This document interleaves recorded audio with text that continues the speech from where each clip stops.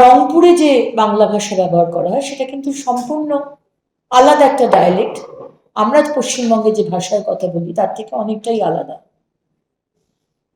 সুতরাং আজকে মুখ্যমন্ত্রী মমতা বন্দ্যোপাধ্যায় আসলে এই বাংলা প্রীতি কেন, এত বাংলা ভাষার প্রীতি, এটা বোঝাই যাচ্ছে।